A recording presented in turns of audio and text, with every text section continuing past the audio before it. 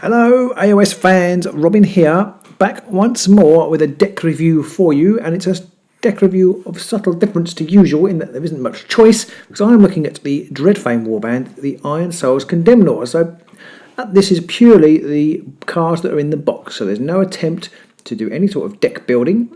And I have to say, this deck is one of the few in existence that will go forward without any changes after the eradication of the Shadespire Universal cards, because of course there aren't any in the deck already, and it is literally just the cards that are in the Dreadfane box for the Ironsoul's Condemners. So let's have a look. What do I think of these cards? It's going to be interesting to play this. Obviously lots and lots of faction specific cards in my deck. And I will say before I get going that I am short of editing time this week, so there might be slightly more herbals and burbles and such like that I don't manage to get cut out. So we'll see how we go, and I hope you don't mind that, and I hope you'll forgive me. Okay, well, let's have a look now. It's very peculiar because obviously straight away I have 12 objectives which are entirely Condemners. So what are they? Aetheric Mastery, score this in end phase if there are 2 or more surviving friendly fighters and all friendly fighters are inspired. So here we are, we're seeing some of the new wording and structure, the new dual thing with 2 conditions and very much if and statements like computer code. And so you can see it's becoming much more pared down and tighter, the wording on the cards. This card, I would say, is not too bad to do. You've got to inspire everybody, then the inspire conditions, and that isn't that easy. And there are definitely, obviously, once you've lost 2 men, it's almost impossible. So I can see you could get stymied trying to score this card, particularly with the existing Dreadfane card box. If you've got things like inspiration strikes and stuff, it becomes a lot easier because if you don't get involved in combat, then you're not going to be inspiring. So promotes attacking, but obviously you do need to keep rolling those crits for the Condemners. So 2 glory, but not the easiest to score as you might expect for 2 glory. Forceful Banishment, score this immediately when an enemy fighter is driven back by a friendly fighter's attack action that has the knockback ability. I'm reasonably sure that all the fighters have the knockback ability. 2 of them have it before they're inspired, and then all 3 of them have it after inspiration. It's not always on their best attacks after inspiration, so like Tavian, when he's inspired, his 3 hammer attack doesn't have knockback and his 2 hammer attack does, so you've kind of got a decision to make there. Ironsoul does have a 3 hammer attack with knockback after she's inspired, so that's definitely going to be a good one for using that one. But it's quite a nice, easy card to score, I think, because you only have to drive them back, so you don't even have to use the knockback ability if you don't want to. You can drive back on a draw, and it's a surge card, so it's score immediately. So this surge is the new nomenclature for score immediately card. I assume we'll see going forward into Beastgrave. Martial Prowess, score this immediately after your warband makes a 3rd or subsequent successful attack action in the same phase. Now this card is 2 glory, the same amount of glory as Keep Chopping, but I would much rather take Keep Chopping if given the choice, because this is tough. There have got to be 3 successful attack actions, and you're playing against 2 dodge warbands in this game, and that's going to, they're probably going to save 1. They only have to save 2 if you actually get 4 attacks off, 3 attacks off. They've got to be successful. I'm not happy with that. That's going to be a tough one to score, despite its surgy nature. Obviously does make it a bit better than Keep Chopping in that respect. Sacrosanct Purge, score this at end phase if 2 or more enemy fighters were taken out of the action this round. Again, circumstantially, that's a pretty good card, but it really depends on who you're playing. The opposition in Dreadfane against the Condemners is pretty tough. It's going to be hard to take out 2 in a round. I mean, it's probably going to happen. You've just got to have that card at the time you manage it. It's going to be interesting for just the 1 glory. Sally Forth, score this at end phase if there are 2 or more friendly fighters adjacent to each other in enemy territory.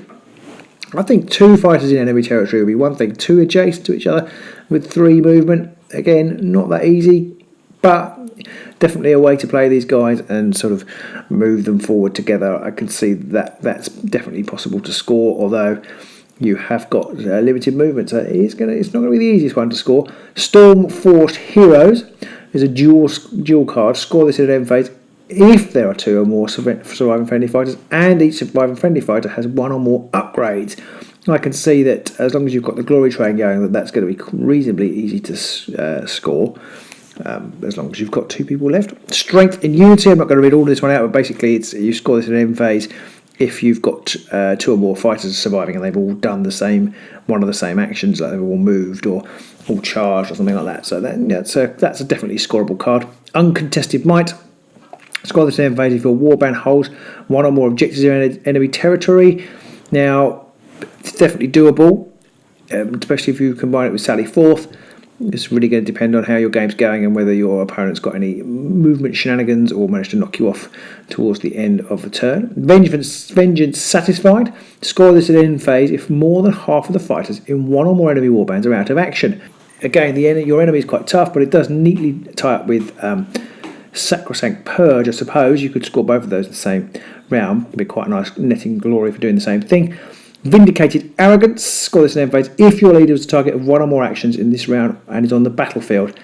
Seems like that's quite likely. It's a little bit situational, I suppose, but your opponent is probably going to be trying to attack you, and as long as you don't die, then there's a chance that there's a good chance you'll score that, I think.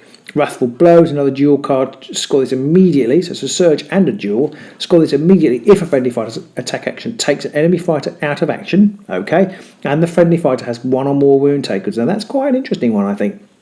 And that might be hard to conjure, but equally it's quite possibly going to happen as the game goes on. I think that if in a full Shadespire, Nightvault, Warhammer Underworld, Beastgrave game, that might be more tough, because there's obviously people tend to try and give you, especially against the hard hitters, focus their attacks to take you out in action in one go. So it might be difficult to take some wounds and then take somebody out. But of course, perhaps you consider putting Shark Gale in to score that card. I don't know. Who knows? Your turn. Not quite my turn, but your turn. Score this immediately when an enemy fighter is driven back into a hex adjacent to a friendly fighter. Now, I think it's one of my favourite of the cards of these objectives. It's not that difficult to score, but it encourages good positional play and thought, and I like that. It doesn't necessarily tie up with Sally Forth, which means you've got to have 2 players adjacent to one another, so you're kind of looking for the third person to push somebody between them, but drive back towards them to score your turn as well. But it's a score immediately. I just like that card. I think it opens up a bit of interesting game space, and I hope we see more cards like that in future Warhammer Underworld releases. Moving on to the Gambits. Adaptive Tactics. Draw 1 objective card and up to 1 power card, and then discard 1 objective card. Well, it's a fairly nice cycling through the deck card. It's not bad. Champions of Sigmar. The first range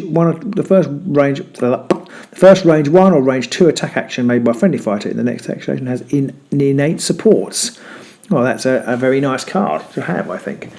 It's strong, it's powerful, but it's not overpowered. I like that card. Fulminating Blast, basically distraction, which can be very useful for getting on those objectives or getting people off objectives. Improvised Blow, choose a friendly fighter adjacent to an enemy fighter. That chosen fighter makes the following attack action. So it's a 3 sword 1 damage attack, which you can do after you've, any time really, once you're adjacent to an enemy fighter. Could be really useful, could help you with cards like Martial Prowess, so that you've got 1 extra chance of making an attack. Won't do massive damage, but if you can try to score Martial Prowess, that could be good. Inevitable Blow. Yeah, they like this one. Pick Cleave or Ensnare. Ensnare is the new kind of cleave for dodge warband things. So Ensnare basically stops you using your dodges, and it basically gives you a mini boost for one of the next attack, which I think is pretty good. Outflank. Choose a friendly fighter adjacent to another fighter and push them up to 2 hexes. Interesting. It only has to be adjacent to another fighter, so either the bad guys or the good guys, and you can push them up to 2 hexes, which I think is pretty. Free movement is always a good thing. Steadfast, give somebody a guard token, useful for change of tactics, which of course you can't choose here. Guard could be useful, and it certainly might help you potentially with strength in unity, but probably you're just going to use it for its defensive capabilities. Thunderous Smite, play this during a friendly fighter's range 1 attack action that will succeed before the deal damage step.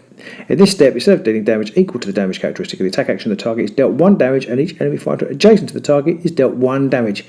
And there's a lot of text for a card that you may not use that much. Don't tend to get large groupings of people in games of Warhammer Underworld.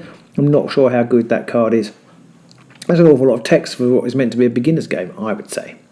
Unyielding Resolve. Choose a friendly fighter, and on a Rod of Shield, you can heal them 2 so or 1. So it's basically a healing potion for the Condemners. Vengeful Strike. Play this during an enemy's fighter's attack action that deals damage to an adjacent friendly fighter before the drive back step.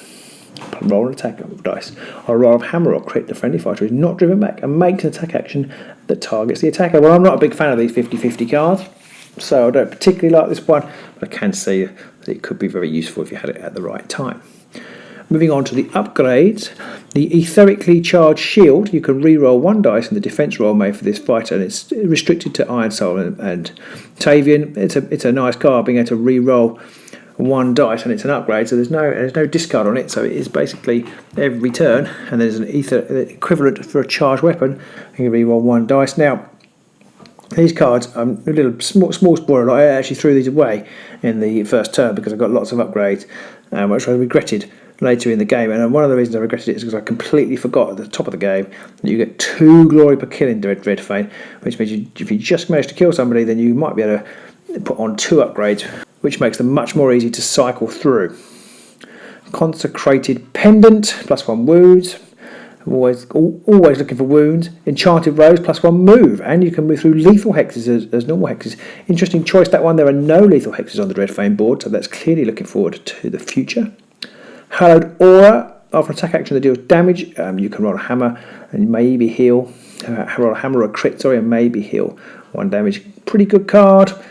Again, I'm not a big fan of 50-50 cards, and it could end up doing nothing. Effectively, you've wasted your slot. So, Punishing Blow. Now, this card is immense. It goes on to Blightbane. You do have to discard the card. Punishing Blow. Ooh, 3 hammers, 4 damage with cleave. Ouchie. Sanctified Armour. When this fighter is dealt damage, reduce that damage by 1 to a minimum of 1. I do quite like those cards. They're quite handy. Soul Hard Shield. Put somebody on a guard token before making them an action. Brilliant for change of tactics, which of course will soon not be in the game.